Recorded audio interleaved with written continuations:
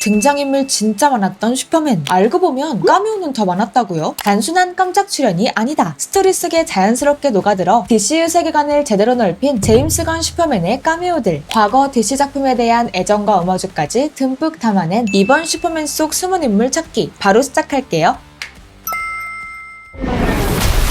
인생에서 겪은 첫 패배 이후 고독의 요새로 향한 슈퍼맨. 로봇들이 그의 마음 평화 안정용으로 처방한 약이 바로 슈퍼맨의 부모 조엘과 라라가 보낸 영상이었죠. 아들을 지구로 보내며 함께 남긴 홀로그램 메시지로 등장한 두 배우 브래들리 쿠퍼와 안젤라 세라피언인데요. 특히 브래들리 쿠퍼의 얼굴이 반가울 수밖에 없는 게 가오갤 시리즈에서 로켓의 목소리를 연기하며 제임스 건과 오랜 연을 이어왔던 그런데 제임스 건이 브래들리 쿠퍼를 캐스팅한 데엔 특별한 이유가 있었다고요? 1978년 개봉한 슈퍼맨에서 10분 남짓한 분량으로 엄청난 존재감을 자랑한 조엘 역의 말론 브란도. 제임스 건 감독은 그냥 슈퍼맨의 아버지가 아닌 존재 자체만으로 위험이 느껴지는 그의 포스를 이어받을 배우가 필요해 브래들리 쿠퍼에게 이 역할을 부탁했다고 밝혔는데요. 쿠퍼 역시 그의 전화 한 통을 받고 3D 홀로그램 촬영을 위해 바로 영국으로 와주었다고 하죠.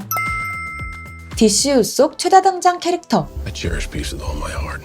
I don't care how many men, women, and children I need to kill to get it.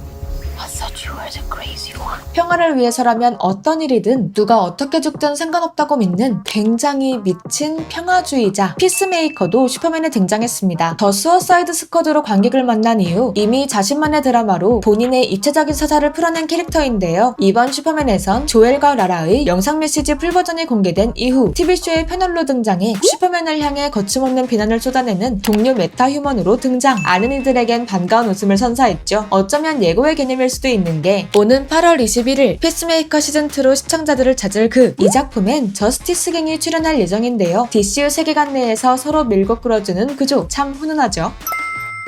피스메이커 시즌2에서 본격 활약할 또 다른 캐릭터도 슈퍼맨에서 만나볼 수 있었는데 프랭크 그릴로가 연기한 릭 플래그 시니어가 바로 그 주인공입니다. 이 이름 어디서 많이 들어본 것 같죠? 더 수어사이드 스쿼드에서 진실을 밝히려다 목숨을 잃은 릭 플래그 주니어. 릭 플래그 시니어는 그의 아버지이자 아거스의 또 다른 핵심 인물인데요. 사실 슈퍼맨 이전 DCU의 첫 작품인 크리처 코먼도스에 이미 등장했던 캐릭터. 여기선 오합지졸 몬스터들을 이끄는 태스크포스 M의 리더로 활약했죠. 애니메이션 캐릭터 를 실사로 깔끔히 이어붙인 방식, DCU의 유연한 세계관 확장을 확인해볼 수 있는 부분이고요. 이번 영화에서 그는 미국 정부를 손에 넣으려 수작 부리는 렉스 루터 대신 슈퍼맨의 입장에 서는 인물로 등장했는데요. 분량은 짧았지만 그의 진짜 활약은 피스메이커 시즌2에서 만나볼 수 있을 예정이라는 점, 아만다 윌러를 잇는 핵심 세력으로 그가 어떻게 서사에 얽힐지 기대해봐도 좋을 것 같고요.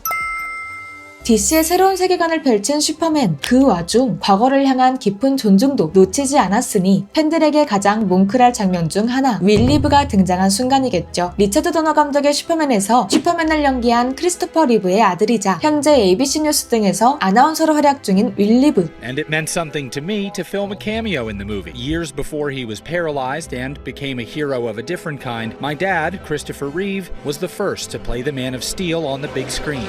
Well, first, I think a lot of it is because of your dad. I mean, it's so rare that you have a character so effectively portrayed on screen. They become sort of inextricably linked. 슈퍼맨과 몬스터가 싸우는 현장을 전달하는 뉴스 리포터로 깜짝 등장. 오랜 슈퍼맨 팬들의 마음을 찡하게 울리는 감동을 책임졌고요. 그와 함께 DC 팬들의 마음을 울릴 깜짝 카메오가 한 명 더 있었으니 바로 마이클 로젠바움이죠. 슈퍼맨 드라마 스몰빌에서 무려 10년간 렉스 루터를 연기한 배우인데요. 이번 작품에선 렉스 루터의 군대 랩터스 중 한 명의 목소리로 깜짝 출연. 아라챔 팬들에겐 굉장히 반가운 선물이었겠죠. 가오갤을 통해 이미 제임스 건 감독과 호흡을 맞춘 이 배우. DC의 여러 작품에서 활약해온 그가 앞으로의 DCU 작품에서 또 다른 캐릭터로 관객을 만날 수 있을지 기대해봐도 좋을 것 같고요. 제임스 건 작품에 빠지지 않고 등장하는 얼굴, 그의 동생 배우 숀 건입니다. 이번에도 역시 그를 만날 수 있었는데 렉스 루터의 실체가 드러난 뉴스 방송, 화면 속에서 그럴 줄 알았다며 혀를 끌끌 차던 인터뷰이 극중 대기업 로드테크의 대표 맥스웰 로드를 연기한 숀 건이었는데요. 단순한 회사 대표가 아니라 저스티스 갱의 운영자이자 후원자, 피스메이커 시즌2에서도 그를 만날 수 있을 예정인데 Can you tell us a little about your skills? I'm considered the finest marksman in the world. The mic is off. How many more of these do we have today? Is that popcorn still here? Love popcorn. I have a variety of helmets. This guy sucks. Am I supposed to be able to hear you guys?